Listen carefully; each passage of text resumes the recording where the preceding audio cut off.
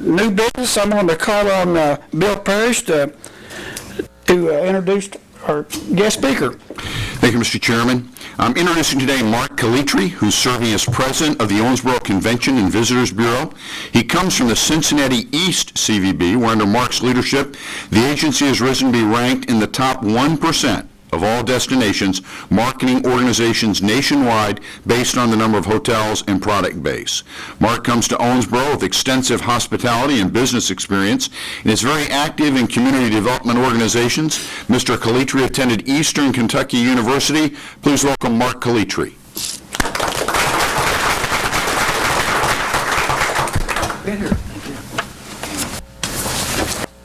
This is a wonderful opportunity to meet so many people under one roof. For having me. Been on the job since basically June 1st, so getting thrown right to it here. A lot of statistics coming in, a lot of facts and figures coming in from the state of Kentucky, so I brought our Director of Marketing, Beck, here. She's going to be my real-time fact checker in case I throw out any statistics that might be from my old place. So anyway, they say like 64% of all statistics are made up on the spot, so we'll try not to. That's higher. She's already checking me.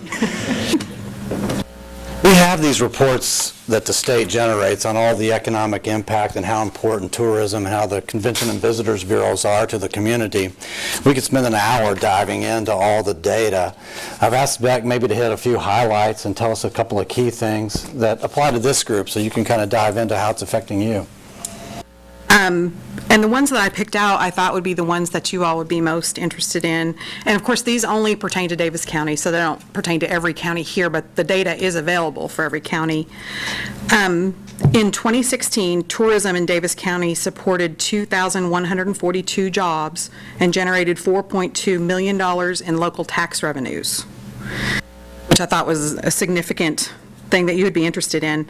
On the average day in 2016, tourism generated $192,000, more than that, in worker paychecks and over $11,000 in local tax revenues every day. So what it comes down to is that the tourism and the CVB organizations can be valuable to your community. We're not just taking people to lunch and handing out visitors guides. There's a lot more to what we do.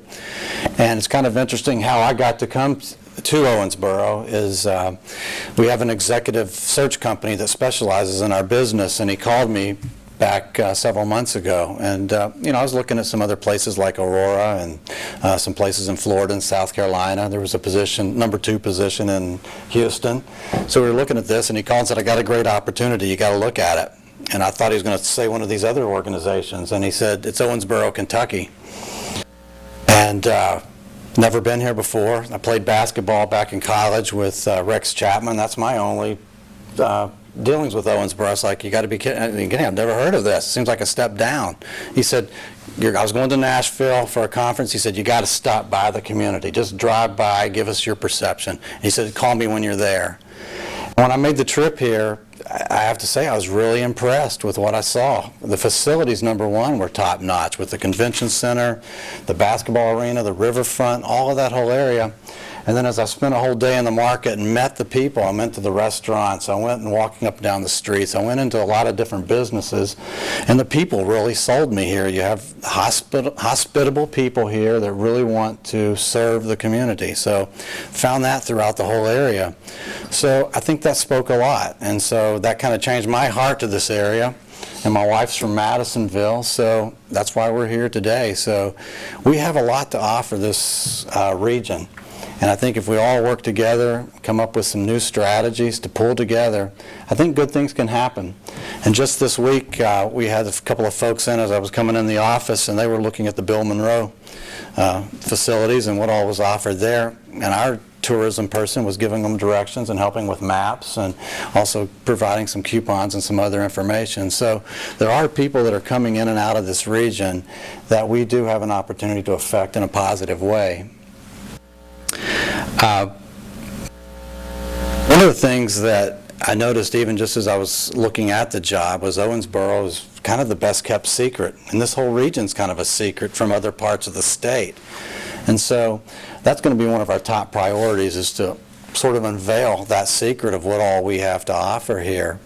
And part of that, one of our initial focuses is going to be out pounding the pavement and sales. Sales is where we're going to be meeting our customers out in their places of business, whether it be hospitals with their tourism, whether it be conventions. We're already very solid in the sports market, so we're going to be trying to broaden those out. We're also going to be looking at business in the off months, June and July, with the romp, with the conventions going on. Every hotel is almost sold out in our region here. But what we got to do is start looking at these off months. Let's start looking at the winter months and try to build up those business during the non-peak times. There might be a question on how you can help us. And how you can help us is everyone in here belongs to some type of a civic organization, some type of another government organization. You have hobby clubs, you have sporting events. We need your help. We need you to be our sales force and our ambassadors. So that's where we would need help, is to get those leads coming back to us. Get at those opportunities where you can help us make the introduction. For example, we have the Bar Association coming in next week. Mr. Sullivan, a local attorney, is in charge of that committee this year and that organization. So he helped steer that group here. And that's the way we can bring these groups into Owensboro. And once we get them in here, then we can show them everything there is to offer here in the region. So that's where I do need your help, and hopefully everyone will help us step up and build this organization. Any questions we have at this point? Where we're headed, what's going on?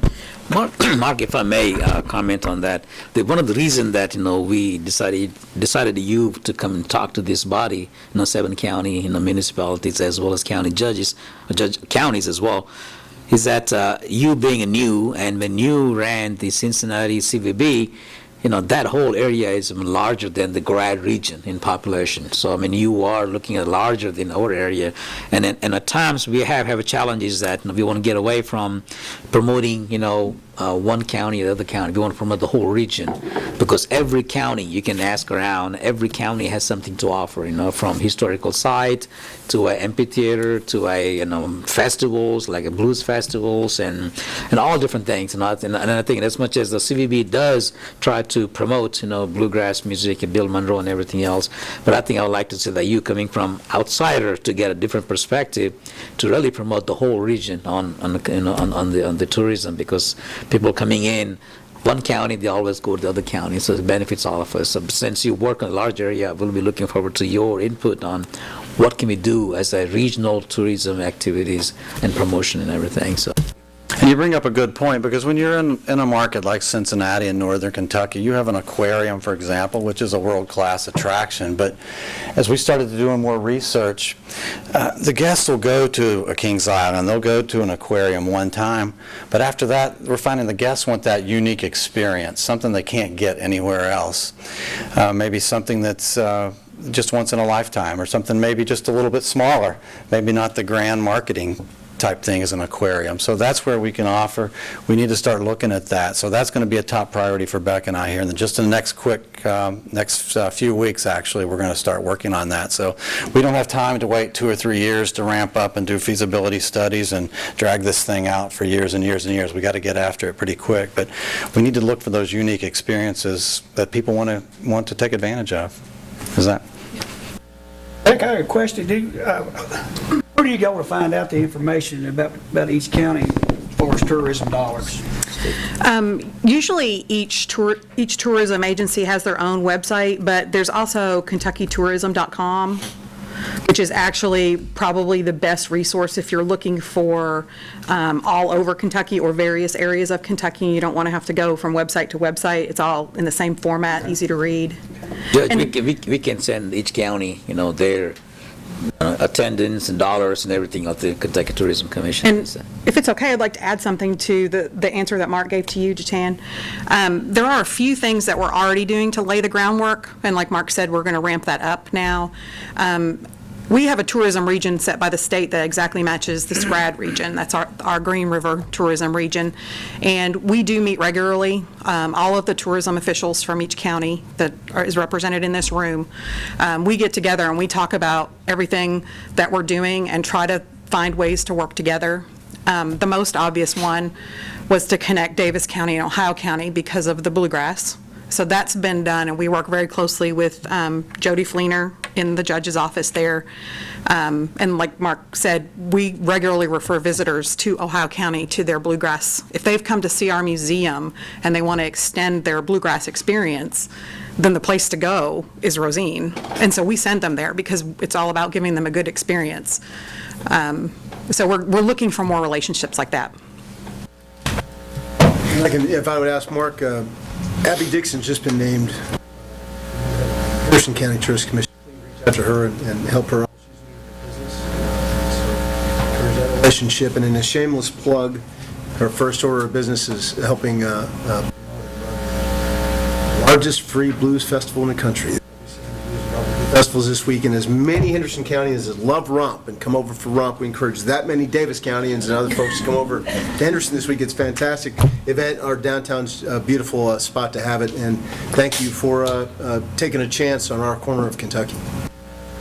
You know, one of the things, real quick, just in conclusion, it's just part of our job, a majority of our job is the heads in beds, getting those people to stay in the hotels. That's where we receive our funding. But in a lot of ways, I'm glad that I'm hearing this feedback, because it's more about our local citizens, our local residents, sometimes taking that blinder off and understanding that all the good things you have to offer right here just within a few minutes drive. So there are so many things, people right in your backyard that you could take advantage of. So we're going to start highlighting that a little bit, and thank you for that. That's awesome.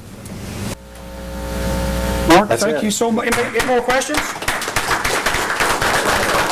Yeah, we only got but one gift. Beck, we'll give you a gift. She's a family too. anyway. Here's your gift for your time and your speaking to us. Thank you very much.